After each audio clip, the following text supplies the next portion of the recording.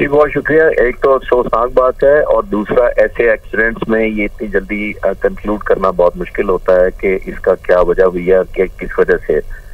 दो ही वजह होती हैं आमतौर पर। एक टेक्निकल होती है जिसकी वजह से कोई मेंटेनेंस का फॉल्ट हो सकता है, और दूसरा ह्यूमन एरर जिसका मतलब है कि पायलट की कोई ऐसी जजमेंट हुई है या ऐसी कोई गलती हुई है जिसकी वजह से ये जहाज क्रैश किया है। जहाज की जो हिस्ट्री है वो जाहिर है बहुत ताबनाक हिंदुस्तान के भी नहीं है। 1985 में इन्होंने ये कंसीव किया था जहाज बनाना। 40 सालों में इनके पास सिर्फ 40 जहाज है उनके पास, और इन्हीं जहाजों को जाहिर है उन्होंने कम्बैट में भी इस्तेमाल नहीं किया था पाकिस्तान के खिलाफ। आप इसकी मेंटेनेंस या उनकी कैपेबिलिटी वाइज उनका कॉन्फिडेंस इसी से जाहिर होता है कि उसको कॉम्बैट में अभी मई के महीने में पाकिस्तान के बॉर्डर से बहुत दूर रखा गया था, कॉम्बैट में इन्वॉल्व नहीं किया गया था। ये उनका लैक ऑफ कॉन्फिडेंस जो होता है। एक उनका इंजन है जो जिस पर अभी तक उनको कंफ्यूजन है कि उन्होंने रशियन इंजन यूज करना है, अभी अमेरिकन इंजन भी वो कर रहे थे, जिसकी वजह से ये जिसको कहते हैं डबल माइंडेड थे कि जहाज में इंजन हमारा कौन सा होना चाहिए। तो 40 सालों में ये जहाज का इंजन भी अभी तक फाइनलाइज नहीं हो सका कि कौन सा होना है। दुबई बहुत बड़ा एयर शो होता है, दुनिया का सबसे बड़ा एयर शो है। ये एक फेस होता है एयरफोर्स का। जब एयरफोर्स इंप्रेस करती है दुनिया को थ्रू दो चीजों से, एक तकनीक जहाज की उसकी कैपेबिलिटी, और दूसरा परफॉर्मेंस पायलट्स की मनूवरेबिलिटी दिखाते हैं, टर्निंग दिखाते हैं, क्लाइंब रेट दिखाते हैं, जहाज की थ्रस्ट दिखाई जाती है कि कितना पावरफुल जहाज है। वेपन जमीन पर आपने देखे होंगे कि डिस्प्ले पर होते हैं। तो ये सारा एक फेस होता है उनका, जिसका मतलब ये है कि ये एक चीज होती है उनकी जो उन्होंने दुनिया को एक मार्केट करना होता है ताकि दुनिया आपसे इंप्रेस हो सके और ये आपको ऑर्डर मिल सके, यानी दूसरे मुल्क आपको जहाज दें, खरीदने के लिए ऑर्डर दें। लेकिन अफसोसनाक हिंदुस्तान के पॉइंट से ये है कि अभी उनको मई में पहले एम्बेरसमेंट हुई, और इतने बड़े शो में जब यहाँ पे हजारों लोग जमीन पर देख रहे होते हैं और लाखों लोग आपको टीवी पर देख रहे होते हैं, तो एक बहुत ज्यादा एक एम्बेरसमेंट भी है। अफसोसनाक बात है, एज अ फाइटर पायलट मैं नहीं चाहूंगा, मुझे इसमें खुशी नहीं है कि उनके लिए बहुत अच्छा हुआ, लेकिन अफसोसनाक बात यही है कि आपके सामने है कि बदकिस्मती से हादसा हुआ है। लेकिन इसकी इन्वेस्टिगेशन होने के बाद पता लगेगा। लेकिन हिंदुस्तान की ओवरऑल साथ को और इंडियन एयरफोर्स की इंप्रेशन है दुनिया में, उसको बहुत झटका लगा है। बिल्कुल खालिद चिश्ती साहब, इससे पहले हमने देखा MiG-21 था, फिर अब हम तेजस को देखते हैं, इसका हादसा पेश आया। आप इस सारे वाकयात के बाद इंडियन एयरफोर्स को कहां पर देखते हैं? देखिए, इंडियन एयरफोर्स तो पहले भी बहुत एम्बैरेसमेंट का शिकार थी। बहुत ज्यादा एक अनईजी उनके लिए पोजीशन है जब अमेरिकन प्रेसिडेंट रेगुलरली कह रहे हैं कि ये बहुत 8 ब्रांड न्यू ब्यूटीफुल एयरक्राफ्ट वर डिप्लॉयड, तो ये नहीं है।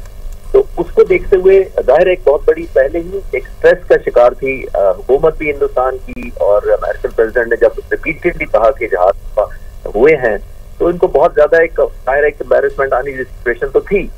लेकिन अब ये जो सामने पब्लिकली जो क्रैश किया है वो एक उससे भी ज्यादा कहीं झटका है, जिसकी वजह से ये इनको ये ज्यादा शर्मिंदगी होगी और उनकी शायद मार्केटिंग को बहुत चाह रहे थे। जी खालिद चिश्ती साहब, अगर हम इसके इंजन की बात करें तो खासतौर पर अमेरिकन बेस्ड इंजन है, और इस तरह के उन्होंने भारत ने भी और भी मजीद कॉन्ट्रैक्ट किया हुआ है अमेरिका के साथ कि वो इंजन उनको करेगा। लेकिन इस तरह के वाकयात में, इस तरह के हादसात में इंजन के ऊपर भी आता है, या जो इंजन बनाने वाली कंपनी है या मुल्क है उसके ऊपर भी आता है कि उनकी भी फॉल्ट हो सकता है?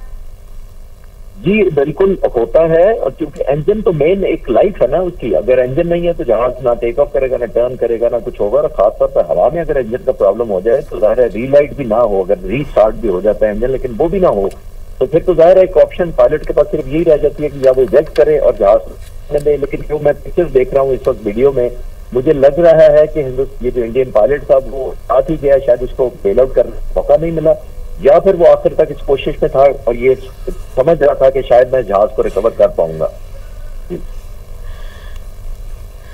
खालिद चिश्ती साहब, लेकिन इस सारे वाकये के बाद तो फिर ये हो गया ना कि अब कोई भी मुल्क जो है कुछ भी देने से पहले भारत को 100 बार सोचेगा या फिर देगा ही नहीं। क्योंकि अगर हम बात करें राफेल की, राफेल के ऊपर इतनी सुबकी हुई, इतनी जगहसाई भारत की हुई कि भारतीय पायलट ने उनको भी गिरा दिया, वो भी तबाह हो गए। और अब अगर हम बात करें, अब अमेरिकन इंजन इसमें यूज हुआ, वो भी गिरा दिया। तो आपके ख्याल में अब कोई और मुल्क हामी भरेगा भारत के साथ इस तरह के कॉन्ट्रैक्ट के ऊपर? जी बहुत ज्यादा ये सेटबैक होता है, क्योंकि आपने नोट किया ऑपोजिट अल्हम्दुलिल्लाह पाकिस्तान के साथ हुआ कि JF-17 थंडर ने पहले मई के महीने में 2025 में परफॉर्मेंस बहुत जबरदस्त दिखाई।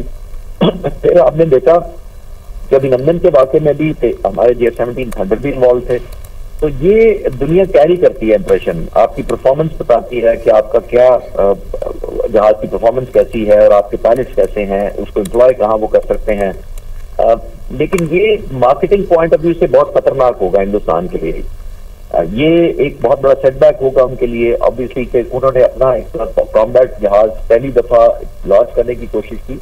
लेकिन मैं आपको एक और चीज इंपॉर्टेंट बताता चलूं कि हिंदुस्तान के एयरफोर्स चीफ खुद बड़े मायूस थे। Indian air force chief AP Singh साहब ने कुछ अर्सा पहले 9 जनवरी को इसी साल कहा था कि पिछले 9 सालों में मुझे एक भी जहाज तेजस नहीं दिया गया जब मैंने 40 जहाजों को ऑर्डर किया था। तो ये फ्रस्ट्रेशन शो होती है इंडियन एयरफोर्स चीफ की जहाज के बारे में। तो आज तक वो पिछले इतने सालों में सिर्फ 40 जहाज इंडक्ट कर पाए, जंग में डाल नहीं सके, उनको पिच नहीं कर सके पाक फिजाइया के मुकाबले में। तो ये सारा देखते हुए आप खुद विजुलाइज कर सकेंगे कि दुनिया के सामने इतनी जल्दी इंप्रेशन नेगेटिव ट्रेवल करता है और आपकी गुडविल खराब होती है तो उसको फिर बेचना मुश्किल हो जाता है। तो ये एक जाहिर उनकी मार्केटिंग का बहुत बड़ा झटका है। इंडियन एयरफोर्स की अपनी प्रोफेशनलिज्म को पहले ही बहुत ज्यादा एक चैलेंजेस का सामना है। तो वो देखते हुए मेरा ख्याल है कि ये इनको जो इमेज जो डिस्टॉर्ट हुआ है या डिस्ट्रॉय हुआ है, ये बहुत बड़ा एक नुकसान हुआ है उनकी गुडविल को।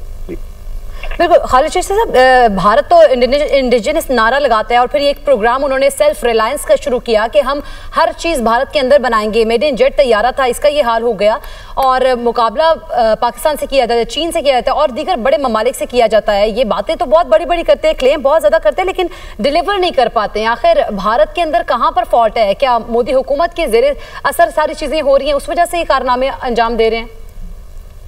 देखिए, मैं अपनी बात नहीं करता, मैं इंडियन एयरफोर्स चीफ की बात कर लेता हूँ। उन्होंने 9 जनवरी को एक दफा कहा और फिर दोबारा 30 मई को कहा एक पब्लिक सेमिनार में। ये कहा कि जब मैं साइन कर रहा होता हूँ कोई कॉन्ट्रैक्ट किसी वेपन का, तो सिग्नेचर के वक्त मुझे पता होता है कि ये जो डिलीवरी डेट लिखी हुई है ये ऑनर नहीं होनी, यदि मुझे ये टाइम पर डिलीवरी नहीं मिलनी, फिर भी मैं साइन कर देता हूँ। जिसका मतलब क्या हुआ कि उनको अपने सिस्टम पर एक लैक ऑफ ट्रस्ट है, उनको लैक ऑफ कॉन्फिडेंस है। उनकी गवर्नमेंट में ब्यूरोक्रेटिक चेन जो है, चैनल जो है वो बहुत लंबा है, जिसका मतलब गवर्नमेंट के बहुत ज्यादा प्रोसीजर्स हैं। जब तक पैसे रिलीज होते हैं उनको एक इशुएंस होती है पेमेंट की, फिर वो जहाज रिलीज होते हैं। तो उनकी फोर्सेस को पहले से मालूम है कि हमारा जो एक ट्रैक रिकॉर्ड है जो डिलीवरी का, वो बहुत नाकाबिले एतबार है। जबकि पाक फिजाइया अल्हम्दुलिल्लाह मैं इतनी दफा जाता हूँ जब भी, तो हमारी जो टाइम लाइन से अहेड लोग काम कर रहे होते हैं, एक पैशन होती है, हमारी रुकावट नहीं होती, सपोर्ट लीडरशिप की होती है, फंड अवेलेबल होते हैं। तो ये एक बहुत बड़ा इमेज होता है। ये down to the lowest technician travel करती हैं चीजें, तो ऑब्वियसली बहुत ज्यादा डिफरेंट परफॉर्मेंस होती है आपके टेक्नीशियंस की, इंजीनियर्स की, इवन पायलट्स की, और ये शायद उसी की कंटिन्यूएशन है। सही। खालिद साहब, अगर हम इस हादसे के असरात की बात कर लें तो आप क्या समझते हैं कि दुबई एयर शो में यह हादसा भारत की दिफाई सनत के लिए कितना बड़ा धचका साबित हो सकता है? स्पेशली इसके मजीद क्या असरात देख रहे हैं आप इस वाक़े के भारत की दिफाई सनत पर? जी, मुझे तो बहुत नेगेटिव असर इसलिए लग रहा है कि ये इनका फेज था। तेजस इन्होंने पहला जहाज था जो खुद बनाया। इससे पहले रशियन जहाज मोस्टली इस्तेमाल करते आए हैं, हम सारे फेमिलियर हैं। राफेल और मिराज 2000 फ्रांस के इस्तेमाल करते आए हैं। S-400 जो वेपन इन्होंने लिया था वो रशिया का लिया हुआ था। इन्होंने चिनूक हेलीकॉप्टर C-130 अमेरिका से लिए थे। तो ये मुख्तलिफ मुल्कों से ये बेस्ट बाइंग करते रहे हैं अपनी इंडक्शन के लिए। ये पहला जहाज है जो इन्होंने अपने लिए खुद बनाया था और ये इस उम्मीद पर बनाया नहीं था कि सिर्फ हम यूज करेंगे, यानी हिंदुस्तान यूज करेगा। उनका ये मानना था कि ये इतना कामयाब जहाज होगा कि इसको दुनिया डिमांड करेगी। अभी तक उनकी अपनी एयरफोर्स ही खुश नहीं है। जैसे मैंने कहा कि उन्होंने इस कॉन्फ्लिक्ट में मई वाले में इसको एम्प्लॉय नहीं किया। फिर उसके बाद देखिए कि इस एम्प्लॉयमेंट को देखते हुए तो देखते हैं कि उनका अपना कॉन्फिडेंस नहीं है। इसका मतलब है जब अपनी एयरफोर्स आपकी कॉन्फिडेंस ना हो अपने वेपन सिस्टम पर, तो दुनिया में कोई नहीं लेता। दुनिया आपको फिर जाहिर है उसी तरह रेट करती है, और आपका जब कॉन्फिडेंस सेटर अपने ऊपर नहीं होता तो दुनिया भी आपको उसी तरह रेट करती है। तो हिंदुस्तान के साथ मेरा ख्याल है यही हुआ है कि एक तो मिसहैप हुआ, मैं उस पर खुश नहीं हूँ बिल्कुल। एज अ फाइटर पायलट मुझे अफसोस हुआ कि एक जहाज क्रैश हुआ है, और अगर जान साथ चली गई तो उससे भी ज्यादा अफसोसनाक बात है। लेकिन जाहिर है एक जिसकी कॉस्ट है, यानी एक प्राइस तो देनी पड़ती है उस एयरफोर्स को जिस तरह का मिसहैप या एक्सीडेंट होता है। वो भी पब्लिक में हजारों लोग जो जमीन पर खड़े हैं और लाखों लोग टेलीविजन की स्क्रीन पर जुड़े होते हैं। हमारे जैसे जो एविएशन एंथुसियास्ट होते हैं वो बड़ा विगरसली फॉलो कर रहे होते हैं।